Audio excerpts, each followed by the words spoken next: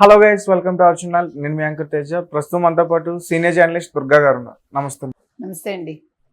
So అర్ధరాత్రి ఆంధ్రప్రదేశ్ ముఖ్యమంత్రి నారా చంద్రబాబు నాయుడు గారు అమిత్ షాతో భేటీకి వెళ్ళారని చెప్పేసి ఒక వార్త వెలుగులోకి రావడం జరిగింది. అండ్ అదే సమయంలో జగన్ గారు కూడా బెంగళూరుకు వెళ్ళారు అని చెప్పేసి అంటున్నారు. తన ఏదైతే ప్రజా దర్బార్ అందరికీ పెడతానని చెప్పేసి దాన్ని రద్దు చేసుకున్నాయి. సో అంటే ఏం నడుస్తుంది అసలు? ఇప్పుడు సమావేశాలు కూడా దగ్గరలో ఉన్నాయి. అసలు ఏం నడుస్తుందంట? అంటే ఇప్పుడు అసెంబ్లీ సమావేశాలు రానున్నాయి, బడ్జెట్ సమావేశాలు కూడా రానున్నాయి, లోక్సభ అలాగే లోక్సభ రాజ్యసభ అన్ని కూడా. సో ఇప్పుడు వెళ్ళకపోతే అంటే తెలుగుదేశం పార్టీ కూటమిలో ఉంది కాబట్టి డిమాండ్స్ పెట్టాలంటే ఇదే సరైన తరుణం నన్ను అడిగితే. రాష్ట్రానికి కావాల్సిన నిధులు కావచ్చు, రాష్ట్రానికి ఇప్పుడు ఈ విభజన చట్టానికి సంబంధించిన హామీలు కావచ్చు, ఇంకా చాలా అంశాలు ఉంటాయి కదా. రాష్ట్ర ఆర్థిక పరిస్థితి చాలా ఘోరంగా ఉంది. ఏ శాఖ తీసుకున్నా కూడా చాలా ఇదిగా ఉంది. ఇప్పుడు నిన్నను ఆయన ఇప్పుడు ఇంకో శ్వేతపత్రం విడుదల చేయనున్నారు. ఆయన భూదందాల గురించి మాట్లాడుతున్నారు. భూములు ఎట్లా వాళ్ళు కబ్జా చేయాలనుకున్నారు, తర్వాత ఈ ల్యాండ్ టైటిలింగ్ యాక్ట్ ఉపయోగించి ఏ రకంగా వాళ్ళు చేద్దామని చూస్తారు, అవన్నీ ఆయన నిన్న ఎక్స్ప్లెయిన్ చేశారు చంద్రబాబు నాయుడు. కాబట్టి ఈ విషయాలన్నీ మాట్లాడాల్సి ఉన్నాయి. నెంబర్ 1. నెంబర్ 2, గతంలో మనం చెప్పుకున్నాం అమిత్ షాతో రాత్రి సమావేశం అంటే అది చాలా ఇంపార్టెంట్ ఉంటుంది, డే టైం సమావేశం అయితే వేరే రకంగా ఉంటుంది అని. సో ఇది రాత్రి కలుస్తున్నారు కాబట్టి జగన్ కేసుల గురించి కూడా ఏమైనా వస్తుందా అది తెలిసే జగన్ ఎలహంక పారిపోయాడా ప్రజా దర్బార్ పెట్టకుండా. ఎందుకంటే మనం ప్రతిదీ కూడా విశ్లేషణ చాలా లోతుగా వెళ్లాల్సి వస్తుంది. అంటే పరిస్థితులు అట్లా ఉన్నాయి.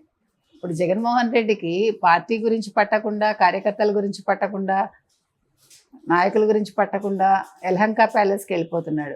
మనం గతంలోనే చెప్పాం ఆయన తాడేపల్లిలో ఎక్కువ రోజులు ఉండడు, ఎలహంకాకి వెళ్ళిపోతారని. అలాగే వెళ్ళిపోయారు ఆయన. అసలు ప్రజా దర్బార్ నిర్వహించాల్సిన మనిషి కార్యకర్తలకు ధైర్యం నింపాలి. అసలు ఎవరైనా వాలంటీర్ల గురించి మాట్లాడుతున్నారండి?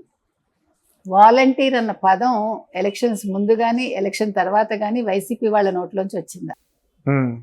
ఏదో ఒక్కసారి 2 సార్లు వాలంటీర్లు ఏం చేస్తారని అడిగారు తప్ప తర్వాత ఎవడికి వాడు నోరు మూసుకున్నాడు. ఇంచుమించు 56,000 మందిని ఎంతమందిని వీళ్ళు బలవంతంగా రిజైన్ చేయించారని మనకు వచ్చింది న్యూస్. మరి ఆ 56,000 మందిని మరి ఇప్పుడు ఈయన ఓదార్చడా? ఓదార్పు యాత్రలు ఫేమస్ కదా. ఎలక్షన్లో నెగ్గాలంటే ఆయనకు ఓదార్పు కదా కావాలి. ముందు ఈయనకు ఓదార్చేవాడు దొరకలేదమ్మా ఓడిపోయాక. ఈయన ఓదార్పుకి వెళ్ళటం లేదమ్మా, మనకు తెలీదు. ఏది ఏమైనా ఇప్పుడు చంద్రబాబు నాయుడు గారి ముందు చాలా అంటే ఏం చెప్పాలి, చాలా పెద్ద పెద్ద సవాళ్ళు ఉన్నాయి. రాష్ట్రాన్ని ఆర్థికంగా ఎట్లా ఆయన ఘాటిని పెడతారు? అసలు ఎక్కడ మొన్నను పవన్ కళ్యాణ్ గారు మాట్లాడుతూ వాళ్ళ విజయోత్సవ సభలో పార్టీకి సంబంధించి ఆయన ఏమన్నారండి, వాళ్ళ శాఖలో బ్లీచింగ్ పౌడర్ కొనడానికి డబ్బు లేదన్నారు. మీరు వింటే కనుక అయితే అంటే దుస్థితి ఎట్లా ఉంది, ఆర్థిక దుస్థితి ఎలా ఉంది అంటే వీళ్ళు ఎలక్షన్ ముందు మొత్తం ఊడ్చేశారనమాట. చూడండి, మన అవసరాన్ని హుండీ పగలగొట్టి డబ్బులు తీసుకుంటాం, అట్లాగా వీళ్ళ శాఖల్లో అంటే బ్యాంకులకి రావాల్సిన డబ్బులు కూడా వాళ్ళు ఇవ్వకుండా ఎక్కడికక్కడ అన్ని మళ్లించేసి నిధులన్నీ మొత్తం ఊడ్చిపెట్టేశారంటే వాళ్ళకి తెలుసు వాళ్ళు రావని. పైకి బీరాలు పలికారు, బింకంగా ఉన్నారు, కానీ వాళ్ళకి అండర్ కరెంట్ తెలిసి ఉండొచ్చు. అందుకే ₹1 లేకుండా చేశారు. కాబట్టి ఇప్పుడు ఎట్లా నడుపుతారు? ఇప్పుడు ఓ పక్క వస్తాయి పరిశ్రమలు అంటున్నారు, కరెక్టే. అవి వచ్చినా కూడా అవి సెటిల్ అవ్వాలి, మళ్ళీ అవి ఉత్పత్తి ప్రారంభించాలి. ఇవన్నీ జరగాలంటే కనీసం 1-2 ఏళ్ళు పడుతుంది కదండి. మీరు విత్తనం వేశారు, వెంటనే మొలకెత్తదు కదా, దానికి వాతావరణం అనుకూలించాలి, అది మొక్క అవ్వాలి, మొక్క కొంచెం పెరగాలి 2 ఏళ్ళు 3 ఏళ్ళు తర్వాతే కదా ఫలసాయం వచ్చినా ఇంకే సాయం వచ్చినా దాంతో. కాబట్టి ఇట్లా ఏం చేయాలి? అందుకని ఇవాళ ఇప్పుడు మనకి ఇక్కడి నుంచి రావాల్సినవి కూడా ఉన్నాయి, తెలంగాణ నుంచి రావాల్సిన నిధులు కూడా ఉన్నాయి. వీటన్నింటి మీద చర్చిస్తారా? ఏ రకంగా చేస్తారు? ఇప్పుడు బడ్జెట్లో పెట్టేటప్పుడు ఇప్పుడు కనుక వెళ్ళి మాట్లాడకపోతే రేపొద్దున వాళ్ళు మొండి చేయి చూపించడానికి అవకాశం ఉంది. ఇంకొక విషయం అండి, వాళ్ళ లోక్సభలో ఒకటే కాదు తెలుగుదేశం అవసరం, 26 నాటికి రాజ్యసభలో కూడా తెలుగుదేశం అవసరం వస్తుంది వాళ్ళకి. ఇప్పుడు బీజేపీకి రాజ్యసభలో 9 సీట్లు వస్తాయి అప్పుడు, అంటే వచ్చే అవకాశం ఉంది. తెలుగుదేశానికి 2, జనసేనకు 1 వస్తుంది 26 నాటికి. సో అప్పుడు ఇంకా వీళ్ళకేం ఉండదు కదా, ఎవరికి వైసీపీకి వాళ్ళకి. సో 26 నాటికి తెలుగుదేశం జనసేన అవసరం మీకు, అంటే బీజేపీకి రాజ్యసభలో కూడా ఉంటుంది. ఉమ్, సో ఇప్పుడు చక్రం తిప్పడమే కాకుండా అప్పుడు పూర్తిగా చక్రం తిప్పే అవకాశం వస్తుంది. ఇవన్నీ కూడా వాళ్ళు ఆలోచించుకుని బీజేపీ కూడా అడుగులేస్తోంది. అడుగులేస్తే సరిపోదు, ఆర్థికంగా ఆదుకోవాలి ఆంధ్రప్రదేశ్ని. మాటలు చెప్పటం కాదు, హోదాలక్కర్లా, వాళ్ళు ప్యాకేజీలు ఇవ్వాలి, మనకి ఆర్థిక ప్యాకేజీలు ఇవ్వాలి. ఇప్పుడు ఇంత లోటు బడ్జెట్ ఉంది, వాటిని పూడ్చాలి వాళ్ళు. ఉమ్, వాళ్ళు కనుక ఇప్పుడు మొండి చేయి చూపిస్తే మాత్రం చంద్రబాబు నాయుడు గారు ఊరుకోకూడదు, ఎందుకంటే ప్రజలు కూడా ఒప్పుకోరు అప్పుడు. ఉమ్, ఆప్షన్ ఉంది, ఎన్డీఏ రెడీ, ఎన్డీఏ కాకపోతే ఇండియా కూటమి రెడీగా ఉంది తీసుకోవటానికి. అంటే కండిషనింగ్ అనేది, కండిషన్ పెట్టడం అనేది చాలా స్ట్రిక్ట్గా పెట్టాలి. ఈయన మీరు ఇస్తేనే మేము కొనసాగుతాము అని బెదిరించాలండి. బెదిరింపుదారులకు వెళ్ళకపోతే గతంలో ఏం చేశారు, కాంగ్రెస్ ఎలా విడదీసింది, కాంగ్రెస్ విడదీశాక మోదీ గారు వచ్చి ఏం చేశారు, నీళ్లును మట్టి ఇచ్చారు. నిధులు ఎవడైనా ఇచ్చాడా?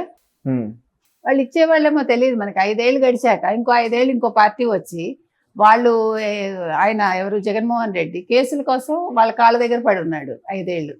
ఎన్నిసార్లు ఢిల్లీకి వెళ్ళాడంటే అసలు ఆ లెక్క మొత్తం తీస్తే ఎన్ని లక్షలు వస్తుందో, అది ఉమ్, కోట్లు వస్తుందో మనకు తెలియదు. అంటే వీళ్ళంతా పేదవాళ్ళు మామూలుగా వెళ్ళరు కదా. ఈ పేద ముఖ్యమంత్రి ఒక జైల్లో ఉండే పిన్నెలని పలకరించడానికి 25 లక్షలు ఖర్చు పెట్టాడు ఒక రోజుకి. ఉమ్, మరి ఈయన ఢిల్లీ ప్రయాణానికి ఎంత అయి ఉంటుందంటారు? పేదవాళ్ళ ఖర్చులు అలా ఉంటాయి పేద ముఖ్యమంత్రులు, అది చెప్తున్నాం మనం. కాబట్టి ఇవన్నీ కూడా ఈరోజు చంద్రబాబు నాయుడు గారు వెళ్ళారు అంటే, రాత్రి సమావేశం అమిత్ షా తోటి అంటే దాని వెనకాల ఏదో ఉంటుందండి, ఊరికే వెళ్ళి ఉండరు. అంటే రాష్ట్ర ప్రయోజనాలు. జగన్మోహన్ రెడ్డి గారిని అరెస్ట్ చేయించడం, అరెస్ట్ కంటే ఇప్పుడు అరెస్ట్ ఏ రకంగా చేస్తారు, ఇంకా సిబిఐ ఈడీ కేసులు మొదలు పెట్టాలి. రోజువారీ ఈ రఘురామ కృష్ణ గారి కేసు ఉంది కదా, ఏది సార్, రఘురామ కృష్ణరాజు గారు పెట్టారు కదా కేసు. రఘురామకృష్ణరాజు గారు అది కోర్టు చూసుకున్నది, చంద్రబాబు నాయుడు గారికి ఏం సంబంధం?